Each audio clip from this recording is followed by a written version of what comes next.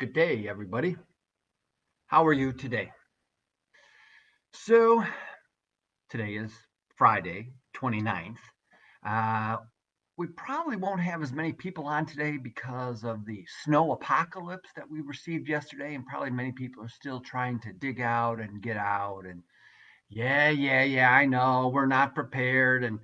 But holy cow, sometimes I think it's just a little bit of overreaction to get everyone excited, and um, we're fine. Everything's good. So it's still cold out here, but yeah, no snow apocalypse. So I want to talk today, particularly after yesterday's snow apocalypse, about volunteering. And what is a volunteer? Who are volunteers? And why do they volunteer? So, volunteers are interesting people. They are different.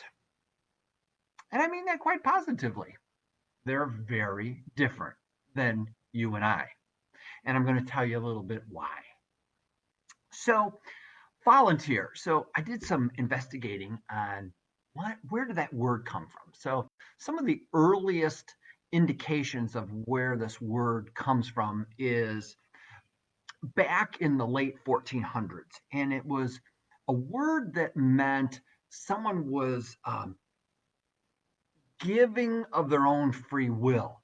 So yeah, we know what volunteer means. Hey, I'm just giving you my time or whatever. But back then, it was kind of an onerous word to volunteer because it was something that you were really doing that you didn't have to do, that necessarily you weren't um, commanded to do, but you were just giving of your free will. So it was a very high honoring word. So if you were a volunteer, you were looked up to, as we do today. So why is volunteering so important? Well, we're going to talk about the Council on Aging, and here at our agency, why is volunteering so important?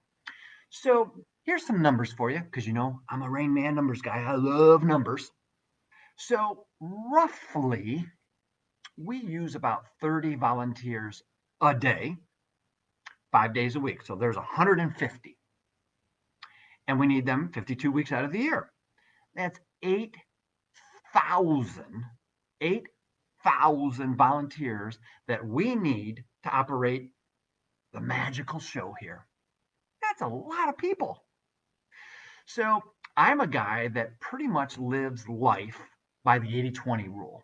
I could do a whole show on the 80-20, but basically, you have 20% of an entity that carries 80% of the load. So if we had 8,000 volunteers, we'd be in great shape.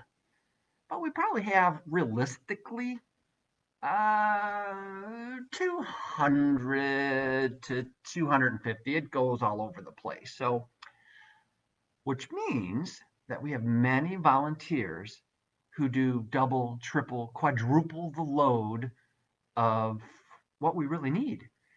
And they're so dependable and so reliable that I think sometimes agencies like ourselves, we burn those people out because someone didn't show up today. And, volunteering, I'm going to get to some of my other words of the importance of volunteering, but we are so dependent upon you that sometimes I just think people don't understand the value of how important a volunteer is. Again, oh, well, someone didn't show up today. Let's call Joe. He'll come. Yeah, sure, I'll come because Joe can never say no. But Joe's getting tired. Joe's getting burned out because we rely on them so much. So people say all the time, and I hear it all the time. Uh, I wish I could.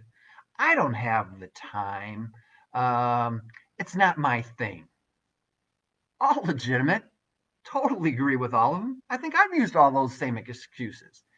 But I also see some of the people who are recipients of receiving food, and they say things like, I wish I wouldn't need this meal. I wish I had more people who I could rely on. I wish I had more help. So wishing kind of goes back forth, And people say, yeah, but you don't understand. I work. I have 10 kids. I have this. I have this. I play cards. And I get it. I get it. We're all busy. But what does it really take to volunteer? For the most part, give or take, you're looking at about an hour and a half a month. 1.5, 90 minutes of time for one time a month. One time a month. Could you imagine if you shared this video today and we got 100 people who said, yeah, I'm busy, but you know what? I think I could give 90 minutes of my time to deliver a warm meal to someone who's homebound, who isn't as fortunate maybe as I am, who drives to work, who drives my kids places, who goes to the grocery store. I'm kind of fortunate. I'm pretty blessed. I think I could do 90 minutes one time a month. The people who volunteer, they do make a sacrifice because they wish to. But they make a sacrifice and say, I got a good life. And the people that I deliver to, they're having some really tough times. And I think while I may not financially be able to afford it, I can afford 90 minutes of giving me to them to make sure that they're safe, that they're well, and that they're going to get a warm meal. That goes beyond, that transcends anything that people can remotely imagine. That sacrifice, it is a sacrifice, sure. Volunteering, donating, those are all sacrifices. But again, part of a sacrifice is back to the word volunteer. It's about a free will. It's unconditional. It's something that you choose to give up for another human being. That is kind of cool that I'm willing to give up a portion of me and maybe my family for somebody else who really needs me. And I think that's sometimes the disconnect in our society is that our needs are all greater than anybody else's. And sure, I take care of my family before anyone else too. But I also realize the blessings that my family has received and that there are others who need a sacrifice from me. Our volunteers are so committed. And again, there's that word again, commitment. I've used that word in the past, and I think people, yeah, okay. You know what things are like here when we get a call at, I don't know, 9:30, 10 o'clock saying, yeah, I'm not going to be able to deliver my meal today. And I get situations happen and I get it. But you'd be amazed that sometimes people just say, yeah, it's a little too cold out there for me today. Or, I really got to run to the store. I forgot to pick up a birthday gift for someone. And we're scrambling to find someone to deliver a meal so somebody can eat. That's a commitment. And I just can't say enough about volunteers and the sacrifices and commitments that they make, and that we're really desperate. We really need some more volunteers. You know, well, how do other people do it? They probably doing the same thing that I do. They beg and they shame and they guilt and all those kinds of things. But it's real. I mean, it's real stuff. It's really about getting food to someone who's hungry. Bottom line, if you're shamed or guilt by that, then so be it. It's the reality. And we need some more people to help out our volunteers. They give so much. And so not only are we going to give back to other people in our community, but we're going to give back to some of our volunteers and lighten their load. And that's what we're supposed to do as human beings, is lighten each other's load. Share the yoke. So I'm asking today, I wish for a lot of things too. I wish for more hair. I wish for darker color.